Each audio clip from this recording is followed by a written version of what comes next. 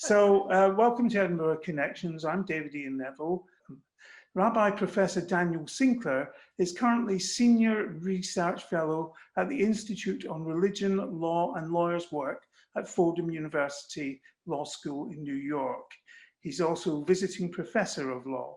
He's also Professor of Jewish Law and Comparative Biomedical Law at the Strix Law School, Israel, and Adjunct Professor of Public Health, Law and Medical Ethics at Sackler School of Medicine, Tel Aviv, and Adjunct Professor Sir Selman Cohen Centre, Victoria University Law School, Melbourne. He was born in London and studied in local yeshiva, after which he continued his studies in a number of Israeli yeshiva. He received his rabbinical ordination in Jerusalem. Rabbi Sinclair has served as minister of the Edinburgh Hebrew congregation from 1984 to 88 and as Dean of Jews College in London from 1994 to 97. He's also a very widely published academic writer. Rabbi David Mason is the rabbi of Muswell Hill Synagogue in London. He was brought up in Edinburgh, and after attending George Watson's College, he studied for a BSc and an MSc in economics at the London School of Economics. He was chair of the Jewish Society in his first year, and after university, he studied in yeshiva in Israel for 7 years before receiving Semicha and joining the rabbinate. His first synagogue post was in Kingston Synagogue, where he spent 5 years. He represented Chief Rabbi Sachs on issues of international aid and debt, and studied for 2 years a course in systemic and family therapy. He's an avid Arsenal fan, likes to read history, enjoys a whiskey, and of course loves to fit in time learning Torah. Rabbi Mason also has 10 years of interfaith experience, particularly with the Christian and Muslim leadership. So rabbis, a love of learning and exploration of Torah is obviously something that is important to both of you. Daniel, the time you spent in Edinburgh was to have an inspirational influence on David's career choice. So tonight I'd like to focus on what Edinburgh meant to both of you and hear about your different career paths as rabbis. So Daniel, starting with you, can you tell us a little bit about the community you grew up in? Was it very religious? The community I grew up in was in Stamford Hill in London. At the time, it was ultra-Orthodox, but in the Lithuanian style, non-Zionist. There are many Holocaust survivors, and Yiddish was the synagogue vernacular. I remember well the regular announcer of the Times was ill, and so there was a replacement. And he actually got up on the beam and began to announce times in English, and he was physically pulled off, and he only, I think, escaped with his life, okay, when he gave up the podium to somebody who could speak the lingua yiddishkaya, okay? So it was a very intense steeping in traditional ultra-Orthodox Judaism and learning, and I think out of all of the achievements a young man in that society could have, mastering the pages of the Talmud, as many of them by heart as possible, was the ticket to your success and admiration in society. Thank you. Well, it sounds a very interesting community, and I'd love to hear more about that. David, just ignore the fact that lots of people you know are listening and watching. Can you give me an idea of what the Edinburgh community was like when you were growing up, when you were a young teenager? How did it look to you? I see Hilary Rifkin leaning forward with bated breath here. Edinburgh, it's a place, you know, it always will have a place in my heart. I mean, my mum's grandfather was a rabbi, and he was called Emmanuel, and I'm named after him. We actually only more recently found out that there are tens and tens of rabbis in my mum's side. A number of years ago, when my mum and dad were clearing stuff out, they found the jotters. We used to call them at school jotters, our notebooks at school. picture that I'd drawn at about 5 years old of the shul, the old shul, right, before the Mickey Cowan project, right, of the renovation of the shul. This was the old shul where there was a gallery where we used to get pelted with sweets on Simchas Torah.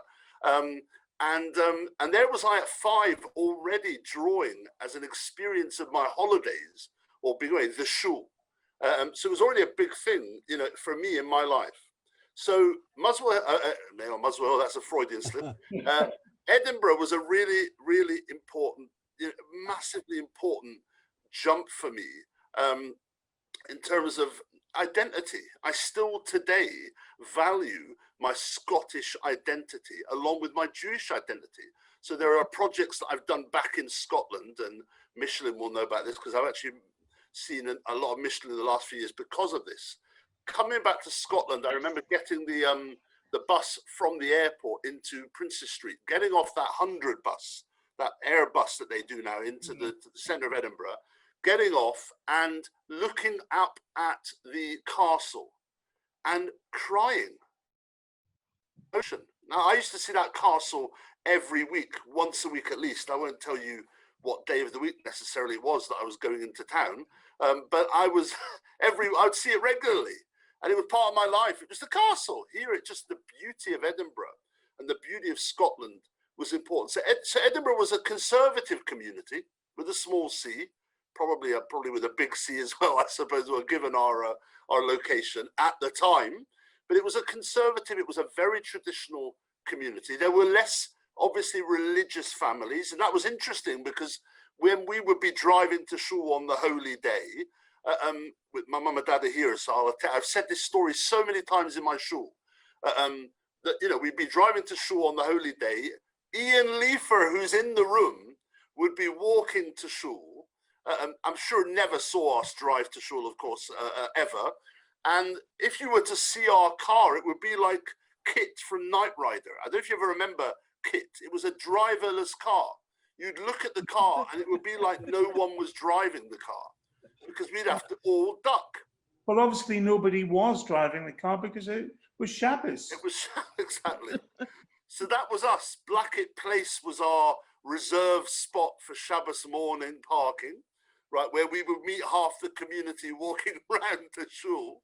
And that was Edinburgh. And that was growing up with a anchored, orthodox, proudly orthodox, traditional community where I would love going to shul, but then would go down to the toilets, quickly change my attire, put my Dundee United top on. How I got to support that team, I don't know, and go off to the football and watch the game.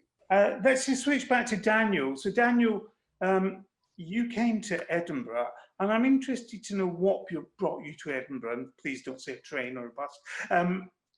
You know, as a rabbi, did you have much choice in which community you were going to? Okay, this could take a very long time, but I'm going to make it very short. I moved from a very intense background in Talmudical learning and with the help of an extremely unusual rabbi in London who was both a son-in-law of Reb Elia Lapian and Cambridge MA, and went through Gateshead Yeshiva to study in Israel. So clearly there was a journey.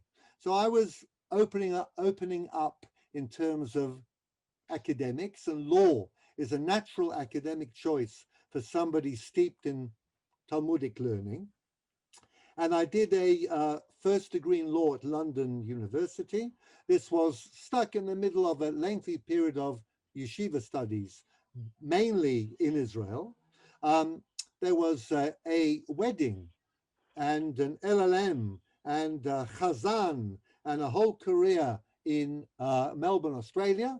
And the person who attended the wedding together with me is sitting next to me. That's Debbie.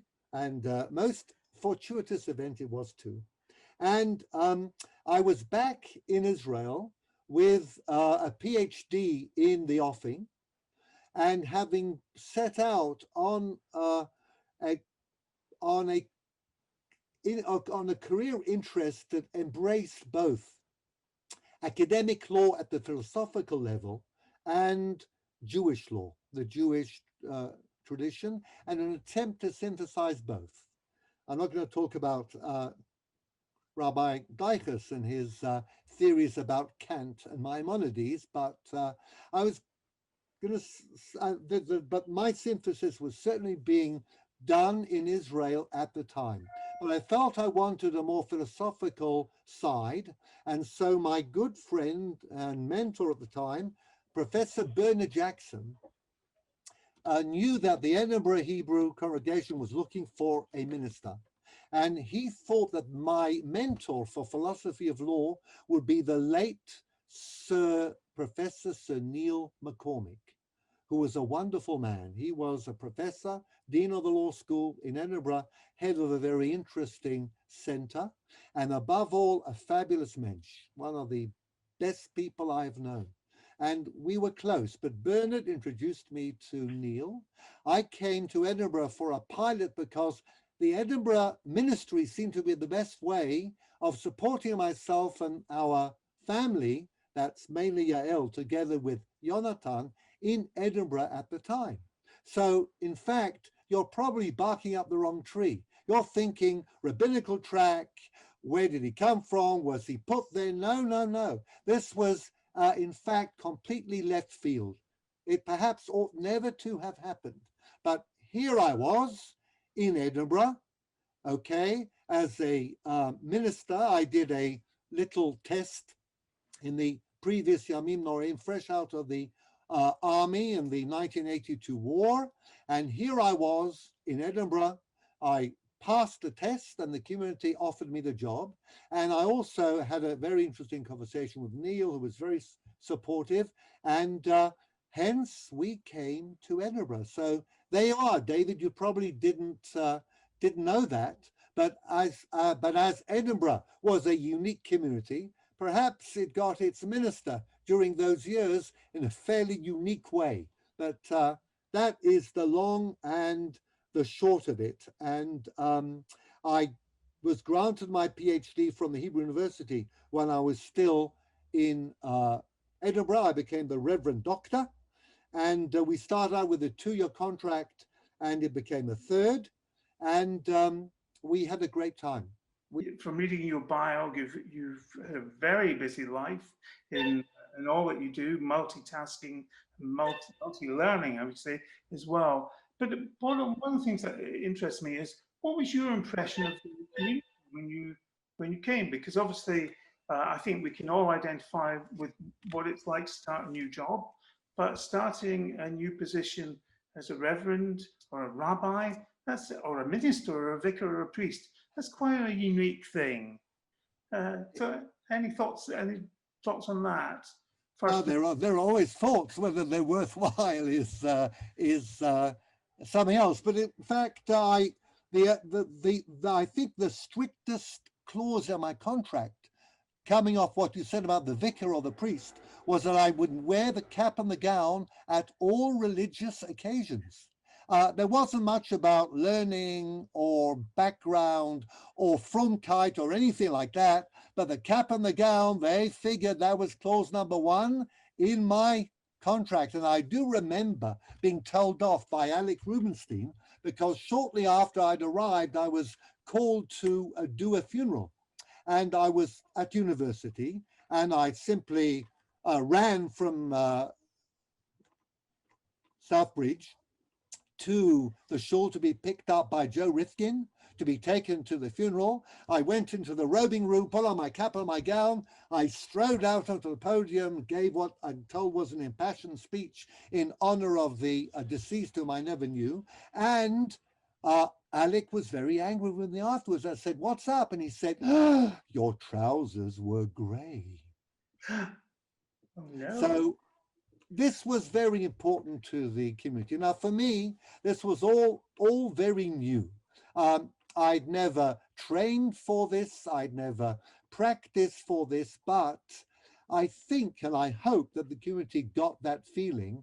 I came along with a principle that has been a principle that has guided me in my life.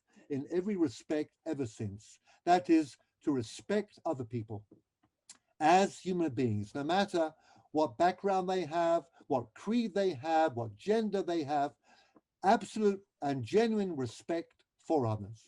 So that helped, because I came to a community that I felt was a very cohesive community, a community that was very serious about its practice of Judaism, and especially about the education of its children. I think I was fortunate. There were a group of families at the time whom were the focus of the community, who were really keen that their children should have a good, first class perhaps, Jewish education. I must say that I love the fact that the Yamim Noraim services were really musical and moving. It was both spiritual but sophisticated. And I think this was one of the special things about Edinburgh. There was a sophistication.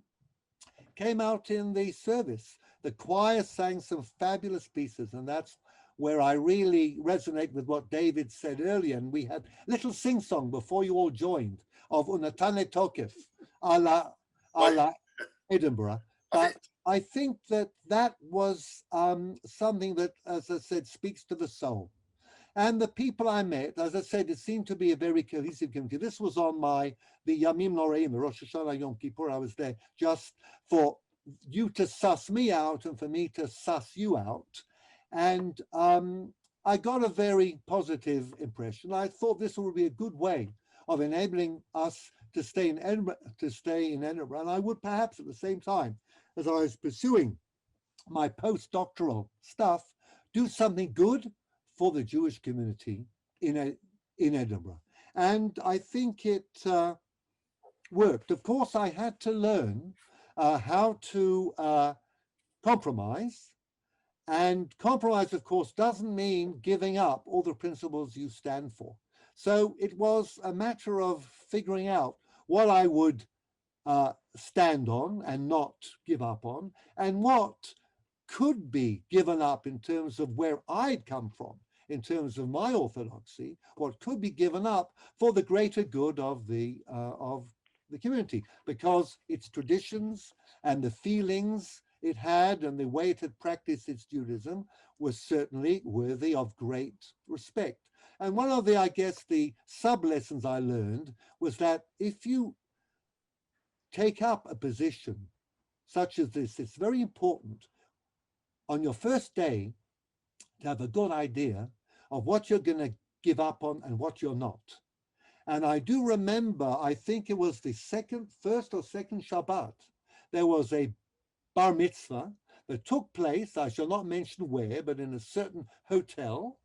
And I said I was not going to go because of issues relating to kashrut. Now, I just come, the fresh green minister of the EHC, but I didn't budge on that because I knew that everything that I would do in the very first weeks of my ministry would probably become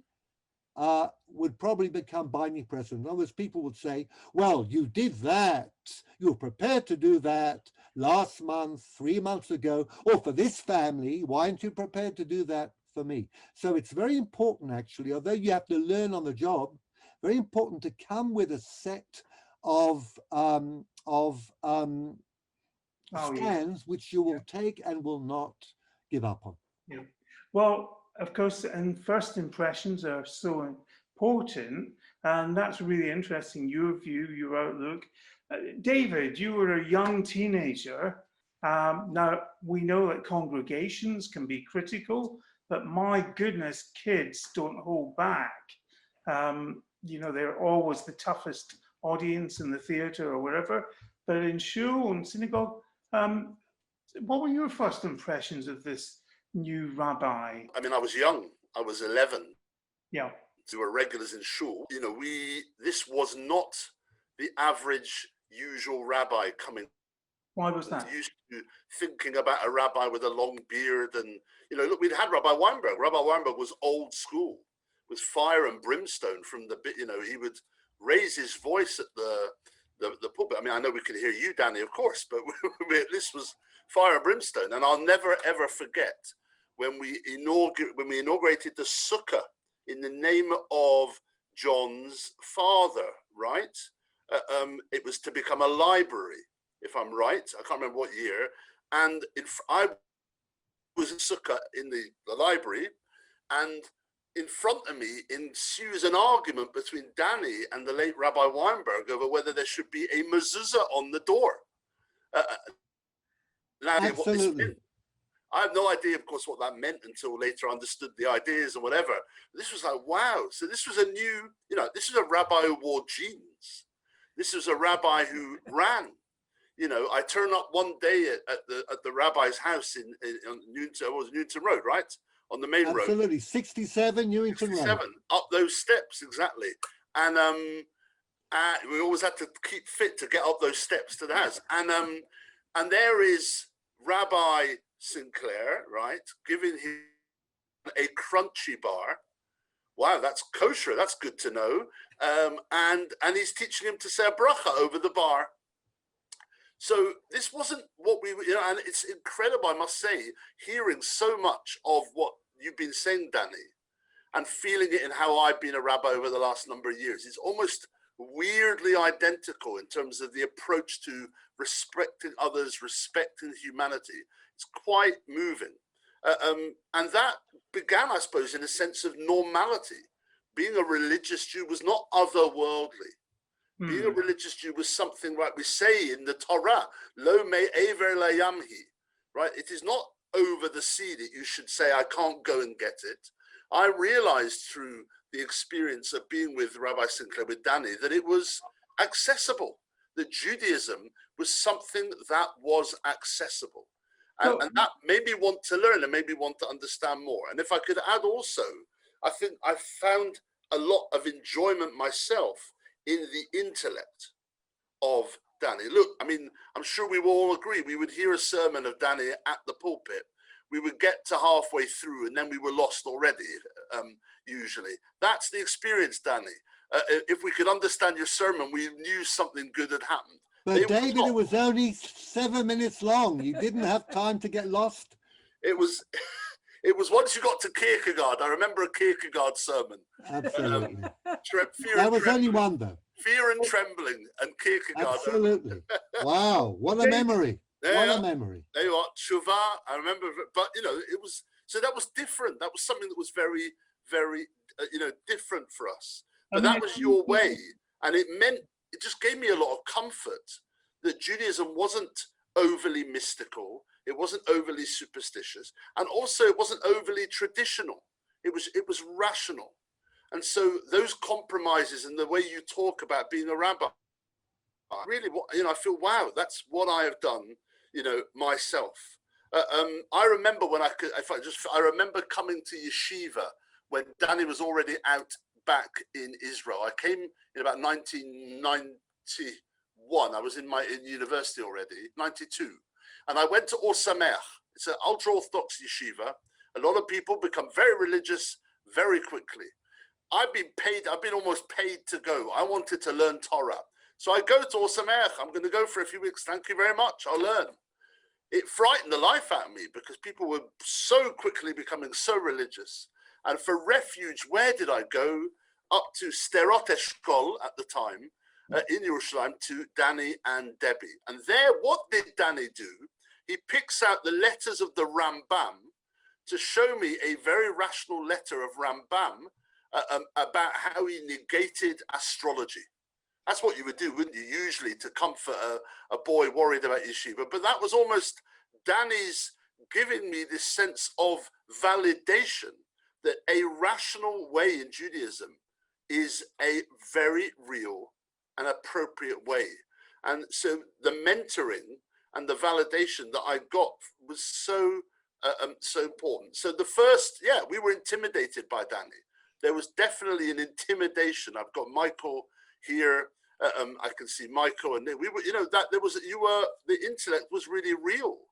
But at the same time, there was only respect. And for me, the love of having a mentor as well. But I mean, David, it sounds like you and your family were very regular school goers, but also regular football goers. Well, it sounds like something drew you in deeper with Danny. Maybe got you to listen more or enjoy the studying more. Or what can you put your finger on it? What was that?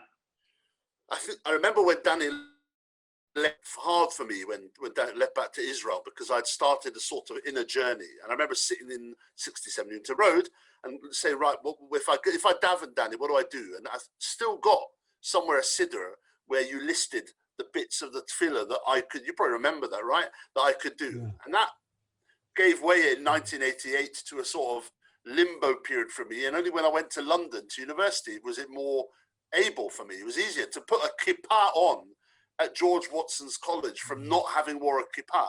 You couldn't do that. It was just really, I wouldn't do that. Going to London and to university with a Jewish society, it was easier. So I suppose it was, as I said before, there was just a feeling that I could be religious, but I didn't need to change who I was. Right. I could still be David Mason. I could still go and see my football team or love football. And I did. I mean, I became an Arsenal supporter more in England than I'd often go. And I still go. My Akiva, who might be watching here, and me, it's hard now without, of course, the ability to go to a game. We often go together in evening games and we have a massive relationship over football. So I didn't give up some of the anchorages, the love of politics, the love of ideas. And I've added a lot to that now. I'm a big, would you believe it, a big lover of, I've got bird feeders all over the garden with all sorts of birds coming in. You could call it Torah and Derech Eretz, possibly. That's the old school way of looking at it, Torah and the world. But whatever you call it, I believe I could see through Danny that you could be a person of the world. I could keep who I was and not give myself up, and yet be a religious Jew. And that was really important. I think that what I tried to do then, what I try to do now, as I lead my own community here in Yerushalayim, as a rabbi, together with my academic careers, is to take Torah as a text with many different possibilities of interpretation, to offer different views. You'll probably remember that even in my 9-minute sermons, Yael, they were 9, right? You're saying Yael was listening? Absolutely. She timed me. Jenny and I always timed him. Oh, Jenny really? and I would sit, we timed him, and if he went over 7.5 minutes, that was it. Got the thumbs down. Absolutely. It was that family, always Mason? to give you more than one way of seeing a text in the weekly parsha. It's Rashi, Rambam, the Rambam, Ibn Kaspi, somebody a little more esoteric. And with a challenge that we make the Torah part of our lives in many different ways, because at the end of the day, we are koneh Torah, we acquire Torah. It's a combination of text and personality. And there are many different ways of doing it. So I would always bring a few different approaches of the text. And in our little shiur that I used to give in 67 Newton Road on Shabbat afternoon, some of you Johnny would come. may remember, Johnny would come, John and Hazel, John and Hazel, Elaine, hi Elaine. I saw Elaine too, yes. And you, Elaine. And Michelin, of course. This was a discussion of text and different ways of reading a text and different ways of seeing how the text worked into the practical aspects of a Jewish life, and with the hope that everybody could find at least some place to insert themselves within this very beautiful and rich Jewish history and tradition. So that combined with the fact that I enjoyed the beauty of the city, especially running up and down Arthur's Seat. And you may remember my marathons. Well, the first marathon I did, which was advertised, of course, in Joe Lurie's butcher shop, had a sponsorship sheet. Now, can a rabbi run? Of course not. So some people put down a pound a mile because they said it's not even going to do 1 mile. At the completion of 26 was a different picture indeed. And the next year, I think it was a penny a mile. Who But drew the picture never of you, Danny? mind. Whatever happened, I think it's the all round and the minister in jeans, the fact that, but it's all respect at the end of the day, and also taking it very seriously. Anybody who looked at the way that Debbie and I lived our Judaism will hopefully have realized that it was the most important thing to us in our lives. And I think that if that comes across, together with the ability to enable different people from different backgrounds and different persuasions to find a place in that, I think we have a very good recipe for rabbinical leadership. And Danny, it sounds, David, that you're doing that, you're rising to that challenge wonderfully. well, I think if I could just quickly be in community. 2020, at the moment in society, we're seeing a lot more tendency for divisiveness. There's a lot more, possibility. There are so many more possibilities for people to think in a very, very black and white, non-grey manner. People want an answer, and often an approach which says there isn't an absolute answer. There are variants. They're very, and when I give sermons, I'm talking like that. An approach is rather than is. I find a very difficult approach, and it's why I had a problem with the outreach movement. I've never been a massive fan of Jewish outreach, because often I feel it objectifies. I see Michael smiling now. Objectifies the person. For me, I want to relate to every member of my community as a different person from whom I can learn from. But at the same time, there will be people who will want to make a journey more into the religion, and I need to be there for them. And that was like that was the same as what I received from you, Danny. You saw my interest, you saw my desire to move, and you went with it. And you had also, I must add, a love for the history of the place. I remember you taking myself and maybe Michael, I can't remember, to the cemetery on Sheens Road, absolutely. Sheens Road.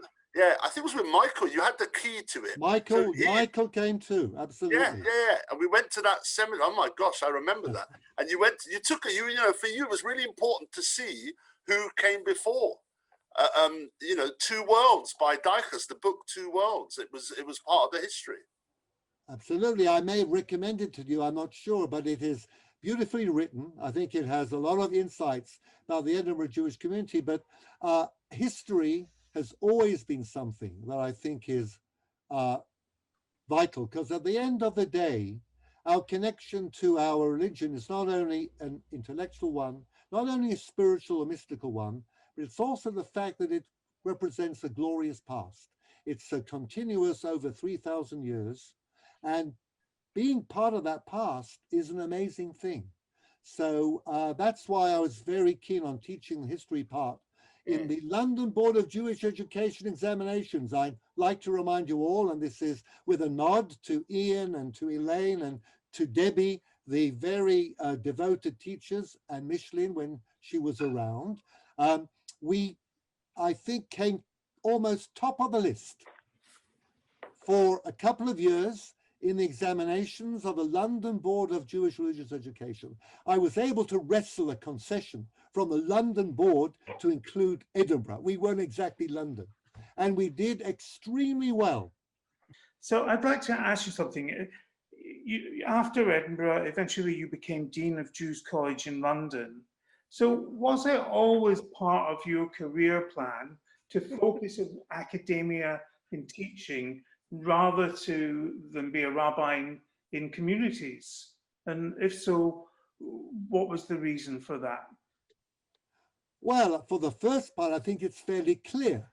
My one practical rabbinate was in Edinburgh, and after that, it was mainly academic, teaching, research, a lot of writing, but I do have a community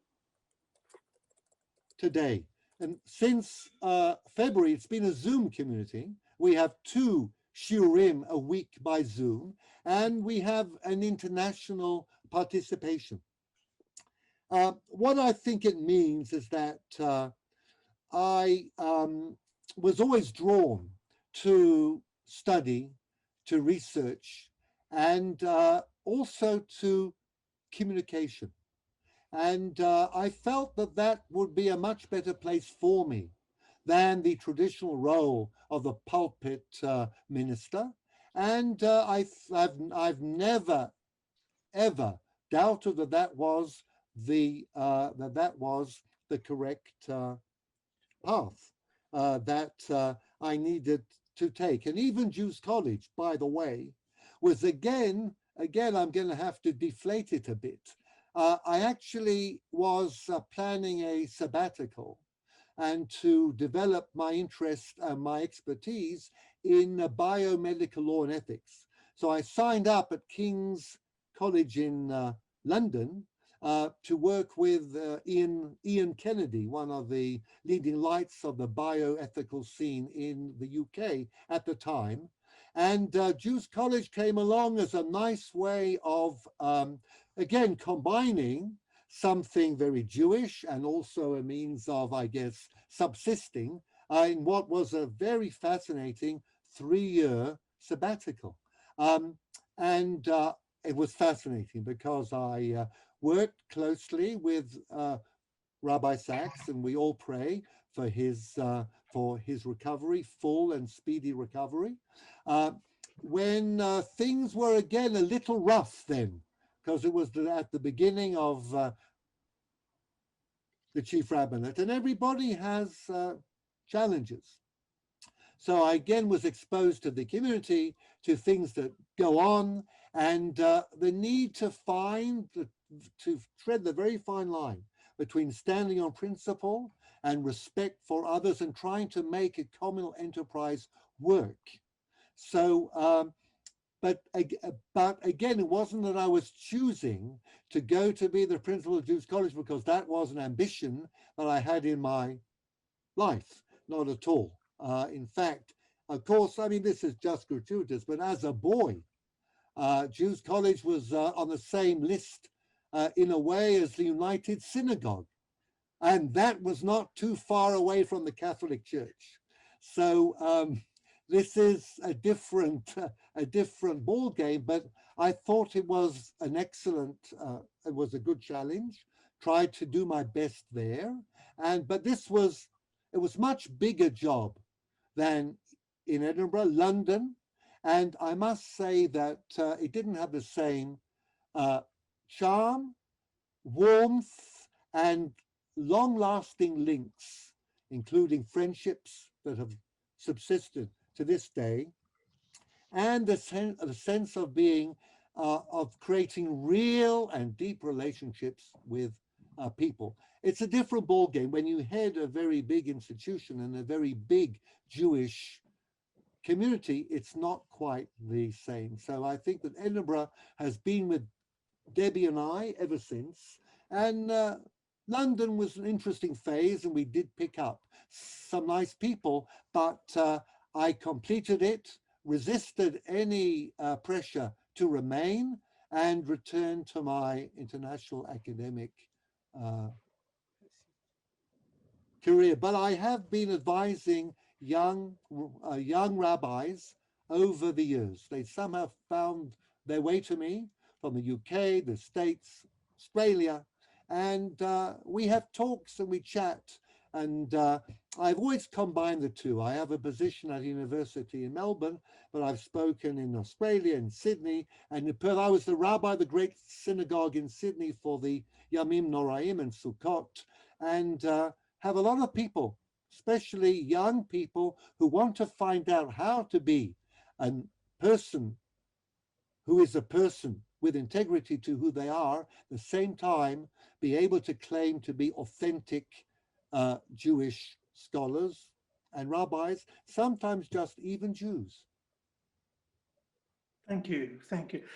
David, I mean, obviously you work with a community, but you've also had interests out with the community, well, they concern the community, of course, but you've been involved in representing the Chief Rabbi Sachs on international aid and debt.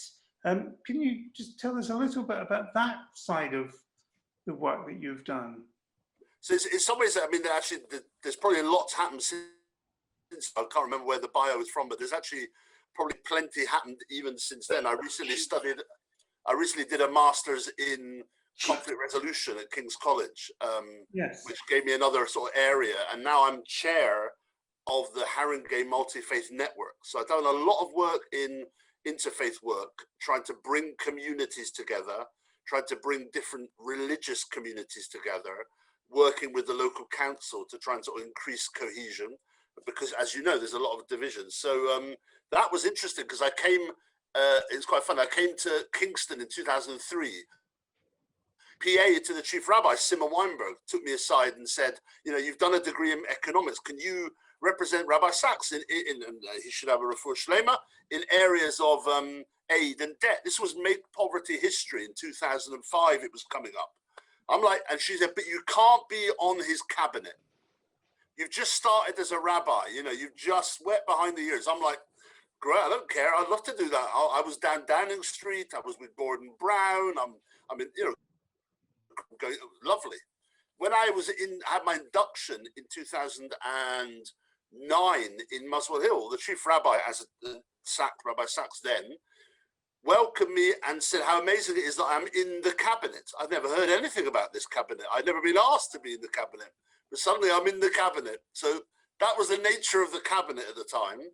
But that's carried on with Rabbi Mervis. So I'm a founding rabbi of a project called Eco Synagogue, which is a cross-communal, and I should add, Chief Rabbi has been very supportive of this, even within the cross-communal context of working with other denominations. I've done a decent amount of that type of work, and I think that's really positive.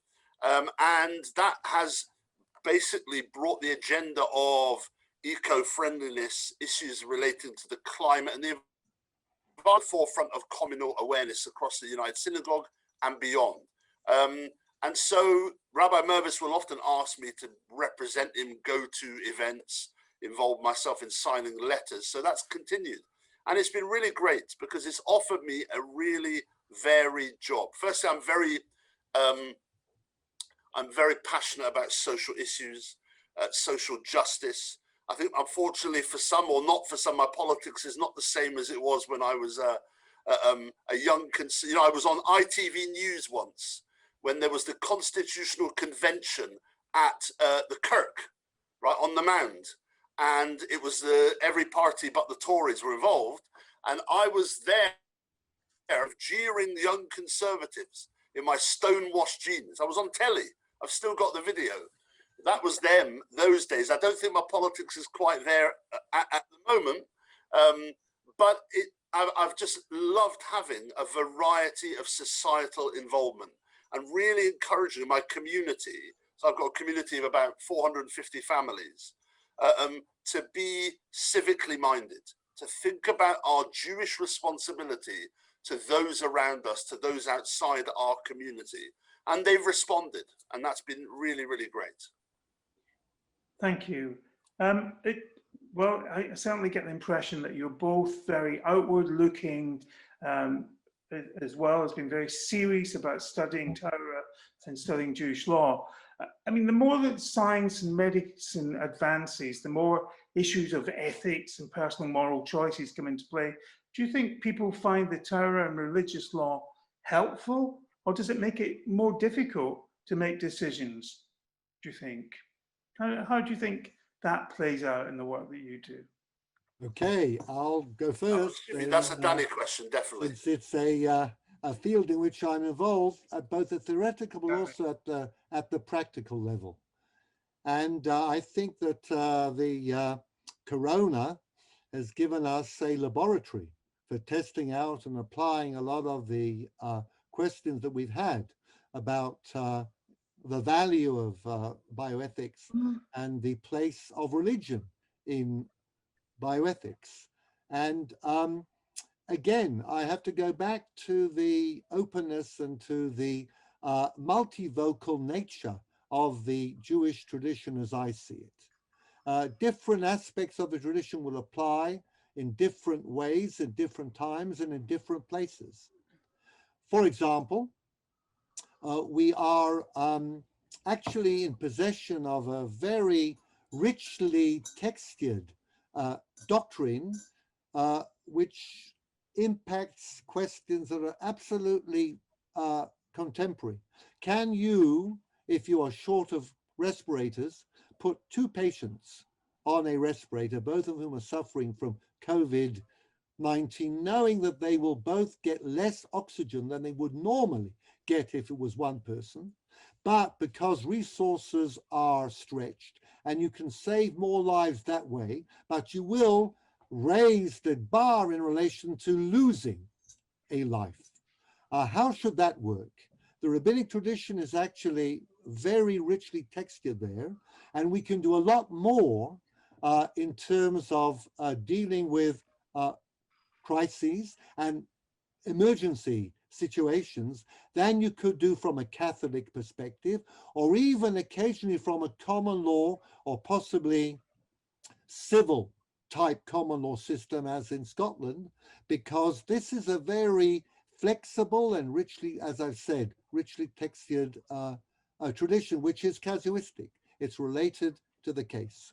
At the same time, because of the flexibility of interpretation, you can take Jewish bioethics into a direction which seems to be absolutely and hopelessly irrational, and end up by refusing, for example, to vaccinate against measles.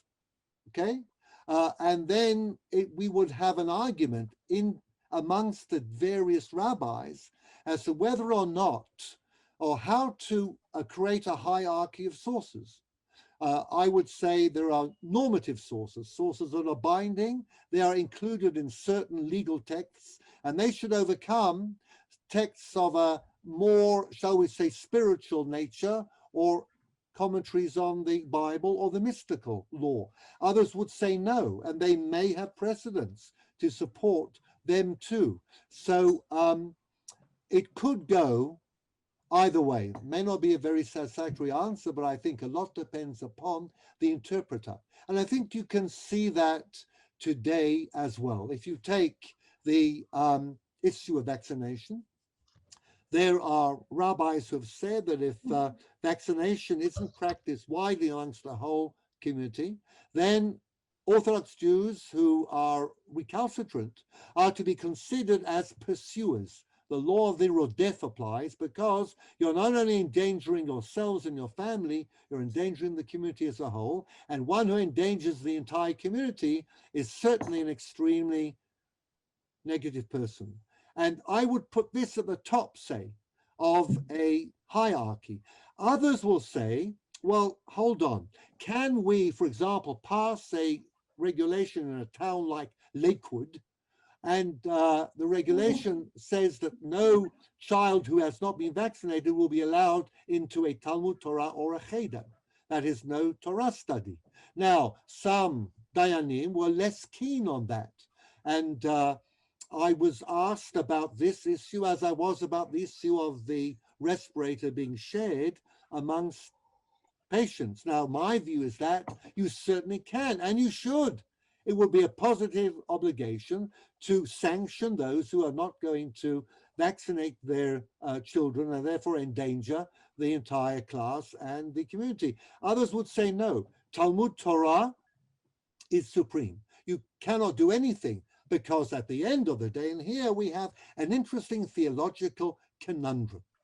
If you are an Orthodox Jew, very traditional, you believe that God has an active role in running the world, and prayer and Torah study are actually the real key to success on this earth, then surely you should be practicing Torah and Tefillah and do all of those things. If, on the other hand, you are not 100% committed to that, then people may turn around and say, well, are you committed at all, or is it a matter of convenience? Where do you place the boundary? Now, I, as a legal scholar, would say we do have a system for distinguishing, I don't know what Hazel would say about this, okay, between what is binding and what is merely theological or homiletical. But there are those who would disagree. What I find is that in my work here in Israel, and also in my advisory capacity in the States, where there are a lot of places where there are a lot of religious Jews, I had a question from Baltimore recently about the issues of rationing scarce resources and cutting down, say, on the amount of oxygen that you would give to a patient who is on a respirator. Can you take it down and make it closer to the 21% of oxygen in the real air we breathe, rather than the very high percentage we give in a mix in a machine? I find that Jewish tradition does have answers. It has answers to the most complex scenarios, and some that you could not have imagined in all your philosophy, O Horatio.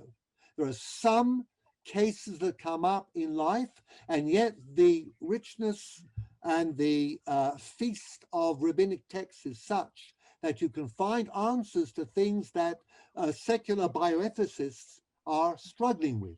I asked that question particularly because what I see in both of you is that you very much come from the position where learning isn't just for learning, it's about living in the real world. And certainly some of the things that you've touched on that answer are very relevant today with COVID and with the NHS being overwhelmed at times and possibly going to be overwhelmed again. So there are vital questions that need to be explored. But before we could take a whole session on this, and it'd be lovely to do that at another time. But I think it would be only fair now to open up to our audience for some questions. Michelle. Okay, it's mainly for Rabbi Danny. It's been a really inspirational, fascinating talks from you both. Thank you. Just about how do you relate to your family back in Stamford Hill, and how did they react when you moved from a Stamford Hill Yiddish type environment through academia and to being a rabbi of a community which they may have little in common with? How have you sort of kept links back to that and maintain them? Okay, fine. Jane, do you want to answer them as they come, or do you want to collect all the questions? Let's try with 3 and see how that Okay, works, great. just because of timing. Rabbi Rose? Yeah, thank you very much for a fascinating talk. I have been sometimes contemplating a certain issue, and I actually had a thought, which I thought I'd ask the esteemed rabbis, which is halakha needs to deal with reality, and the answer you will give in any halachic situation, the first thing a rabbi will often need to know is what is the reality. And the reality of the Jewish world has transformed in the last 100 years in a way it has not done for the last 2,000 years. And a whole range of issues. And my question would be, to what extent do you think that the rabbinical authorities of our day are up to the task of dealing with the Jewish world as it is today? And to what extent are they not possible? Okay. Okay, I'm going to just take one more because I'm thinking our rabbis are really good about taking notes. Joe. Thank you, Jane, and thank you, rabbis, for a fascinating discussion. As you can tell from my thick Scottish accent, Rabbis Sinclair and Mason, I'm not from around here. So I've enjoyed very much hearing about the history of your experience in our community. Could you tell me, please, how small Jewish communities, in your experience around the world, are doing in terms of attracting Jewish families, Jewish individuals to move into their community because they're offering something exciting and dynamic. We're attempting to do that with programs like the one you're part of tonight and the development of the Jewish Cultural Center. But I was wondering if you have any examples from other cities that would help us. Thank you. Thank you, Joe. Okay, either Rabbi Dane or Rabbi David, which one of you would like to start? Well, I'll start with the first question because it was directed to me. And the answer is, Michelle, respect. It doesn't change. The truth is that you certainly have less to do with those members of my family who are still deeply dyed Haredi. But I'm just thinking, I had a very frum cousin who was part of my growing up, spent many years in the Mir in Jerusalem. And his father was the rabbi in Muswell Hill, Rabbi Brazil, whom David will have heard, and for many years. But I think this cousin, therefore, because his father was a rabbi, he was very frum, in an Anglo-Jewish community, had a little bit of extra stuff, and therefore we were able to relate even after I had become lost to the Torah world, okay, as one might say. And he used to come to us very late at night, about 1 a.m, from Amir, to enjoy a Cadbury's chocolate bar and some Cadbury's hot chocolate, and to play table tennis with Yael. No, me. With Ima, okay. But Avi was like, if it takes two to tango. Where did Michelle go? But it takes two to tango. And I think that if there's a modicum of respect and people are prepared, so he and his wife will come to a simcha we'll make, but they won't eat a thing. Have a glass of water, okay? But I don't mind, he doesn't mind, and I think if we could just get on that way, it will solve a lot of Problems. Yeah. problems. So on the other hand, you can't solve everything. I'll Can I come in? Thank Yeah. you can come in. Over to When I was, when I was a boy, my mum and dad used to get reports back from George Watson's that I used to talk too much. I never dreamed. I never dreamed that I would get to a stage with the previous rabbi of mine that I wouldn't be able to get a word in edgeways. So, there we are. Danny, you've proven me wrong from my childhood. So, Anyhow, it's a pleasure. It's been an Okay. absolute pleasure. We always period of time as the postmodern, when grand narratives are broken down, people are thinking in a lot more of an individualistic manner, right? So we had a century, the 20th century, with all these isms that failed, and now we're almost trying to pick up the bits in the postmodern period. What that means, though, is that there's often a gap between the way people feel in our communities. I'm talking as a United Synagogue rabbi, and halacha. So I've got colleagues I know who will say, halacha is feminist. It's very feminist halacha, and we'll try and prove it. My feeling is that halacha can't be feminist in the way that people define feminism. They're two different things. It's the same when it comes to relating to the issue of LGBT at the moment. It's very difficult because there is a clear gap between the understanding of halacha and the reality in the world, which is, of course, that people who are gay, lesbian, etc., are accepted in the world. That's the reality we live in.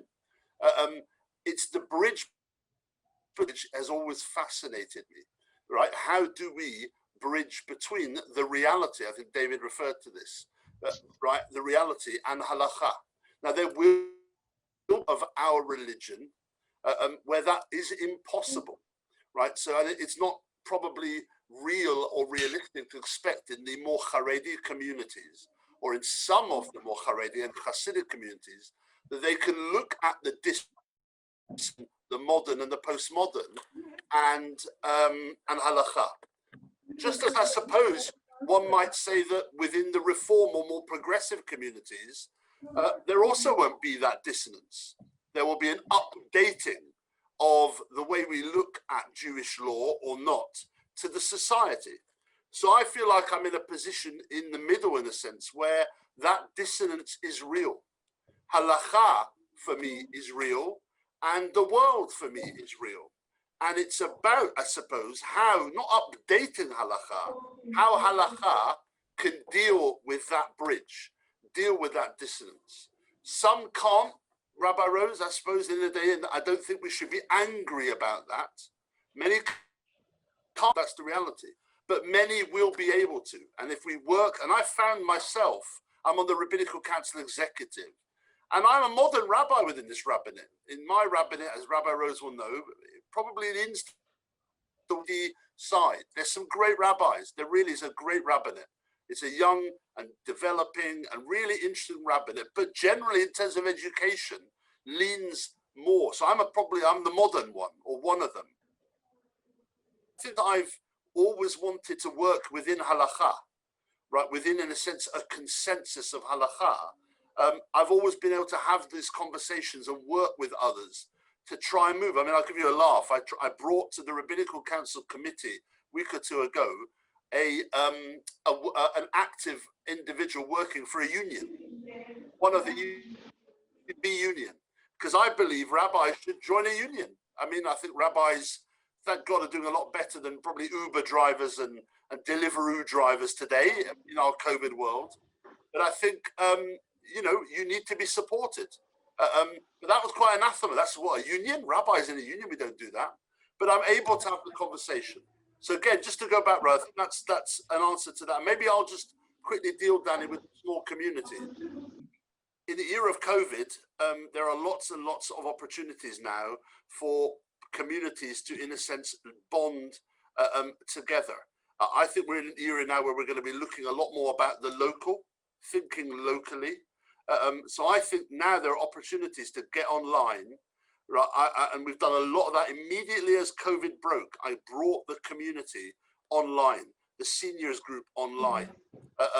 Every week we have you're welcome to come and join them, by the way. It makes things more fluid. So for big communities, Joe, it's challenging because I could be a member of Kinloss, a big community in London, in Finchley, but I can join the Edinburgh community for something. It's much more fluid online. But I think that allows small communities a little bit of an advantage to develop dynamic programming and bring people together. I'll just come in on the question of the small communities. Joe, you asked me about my experience. And I have traveled through and spoken at a lot of communities in 3 continents. And I think that the success of a small community, in terms of getting more members, is a matter of objective circumstances and luck. In other words, there are external reasons for joining a small community. But what a small community can do, and the successful ones, once people come, then it's a question of how one deals. Are you open? Are you warm? Are you friendly? Do you create the type of atmosphere where people feel welcome? They may not stay forever, but when they are around, they will be part of the community, and there'll be a sense of having an enriched group, okay? But I'm not sure that, the outreach works unless you happen to be a very homogenous community and you're attracting people from a very intimate Jewish sect. Then you might be able to offer them a row of houses. I mean, there are places in the wilds of the Catskills where Hasidic groups have actually bought up entire streets. The Tuttle Rebbe, for example, has Tuttle time. He doesn't follow Eastern Standard Time. He and his group live according to a different clock, okay? But if we're not looking for that type of extreme shtetl, then I think you just have to be as welcoming as possible. And then, for whatever reasons people come, they will feel good, and then the news will spread and other people may come through. Some people may stay, they may not. But I think, again, a lot comes down to how warm and welcoming and genuinely interested the community is to those Jews who are looking for a roof to shelter under for however long, in terms of their Jewish identity, and whatever shape or form it may take, which is, of course, the $64,000 question. Thank you very much, Danny. Thank Any more questions, Jane? have one myself. I'm just looking. It looks like I might get a little chance. It could be addressed to both of you, but I'm particularly addressing it to you, Rabbi David, because I know you run the most inclusive community, and it's something very close to my heart. Not just with disability, for women and many other things, but it is disability particularly. I was just going to ask you if you would talk for 1 minute on, you know, your approach, and a little bit about how you practically do it, because you do, and I see it every day. That was a directed question, if ever. I wonder if he's actually my son. So I have a son called Nathaniel, who was born 15 years ago, who has Down's syndrome. And that was quite a shock at the time, I must say. That's not the textbook of how life is meant to be. But there is a famous sort of, I don't know, small story poem, I think, isn't it, by Jessica Kingsley, I think her name was, where, you know, you're on a plane on the way to Italy, and it's going to be really exciting, and it's romantic. But you get to Holland instead. Who said that? Someone said that. Me. Danny. Danny, you're not meant to spoil it. I stole your thunder then. I'm still stealing it. So that's right. You're in the plane and they say, sorry, we're diverting to Holland. I should have said that to Fordham, right? And to Holland. And Holland. And you get off and you realize actually that there's a lot of good in Holland. So I remember when Nathaniel was born, there was a member of my synagogue, quite spiritual thinking, mystical thinking guy, not religious so much. And he told over to me this idea that children with special needs are born with very special souls. And that, I must admit, disgusted me. Absolutely repulsed me. The idea that he was going to be a person with a special soul that wouldn't be able to choose. I wanted him to be naughty. I wanted him to almost to be doing wrong, because I meant he had the choice and the free will that we all believe as Jews that we have. We have free will to do good and bad. And boy, does this boy have a will. He is the most stubborn individual that I've ever met. But I should add that he's changed our life, I suppose, all of our family. My daughter was at school today, and a psychologist spoke there who has a son, same name, Nathaniel, with Downs. And for my daughter, it was quite emotional. My wife has been immense. My wife has been incredible in terms of how all the way from birth, right? I didn't birth him, of course, it was my wife. And you don't want, you know, you have your ideas as to a child, what they will be. And Elisheva and all the family have been, he's very lucky. And so I suppose it then changed my understanding of trying to work for the potential, not trying to fob off, not the idea, oh, Nebuch, they've got special needs, Nebuch, they'll be okay as long as they get this. No, you want your child with special needs to reach there and more. And so for us, he went to a regular school, and we realized, and Elisheva was key to this decision, it wasn't going to work, and he's in Kisharon, and he's boss there, you know, it's his place. And he comes to shul, puts on his own his tefillin. My dad goes to the service on Zoom. Jane sees him every day. He'll be there tomorrow. He's going to do Hagbah, because it's a nice small Torah. He's actually very strong. And he's just a part of the family. And I just think, so I set up a group with it. And I wanted to add that to Danny. I had a meeting the other night of a group looking at how we will include in our community people who are LGBT. How are they going to be, how will they feel welcome in the community? Why should they not? They can. The same goes with people who have children with cognitive delay, disability, however we call it. And I wanted to change what's on our shul website from the friendliest community. Well, right, yeah. The friendliest community in North London. How do I know that? None of us know that. to an inclusive community. And inclusive has to be an active word. You can't just say, oh, I'm inclusive. To be inclusive means you have to make sure people with disability can sit in the shul. Have they got a space where a wheelchair can get in? If a person who's gay comes in, will they get called up to the Torah? If someone who is lesbian, will they be welcomed, or will people turn away? It's got to be active. And that all the way back goes to what Danny said about treating everyone with absolute respect. We're all created in the image of God. And to be able to fulfill that, you need to work on that. So, yeah, Nathaniel has been a real, Nathaniel has given. I should add also, he has massive fans in my mum and dad who live in Bushi, who are very big fans of Nathaniel, as they are of all the children, I should add. No favorites here. Thank you very much, David. That was a wonderful answer, and I think a lovely place to end. We like to think of Edinburgh being a very inclusive city, and all our Jewish communities being very inclusive as well, from our social groups to our religious organizations. David, before yeah. you end, can I just add one more thing, which I do not want to forget here, which is very, very important for me to mention. What Danny gave me was an enjoyment of learning, of Torah learning. That pushed me down a path where I became independent in my ability to learn. I could sit with the Gemara, I could learn. I'm doing the Daf Yomi now. It's really hard at the moment, but I'm getting through it and I'm loving it.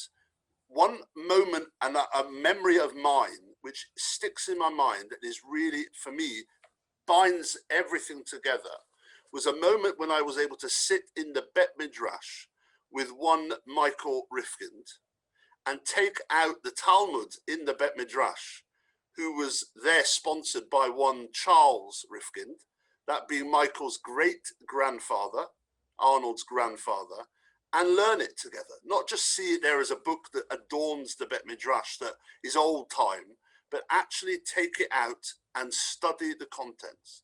And there we were, two Edinburgh boys, connecting our Judaism to Edinburgh and its history, all, I think, a lot in honor of what we have been educated by Danny Sinclair. I think it's a nice moment where it almost brings it all together. So sorry, David, but I had to say that. No, that's very interesting. And I think it marks a true teacher or facilitator who gives you the ability to fly by yourself. And that certainly seems to have happened.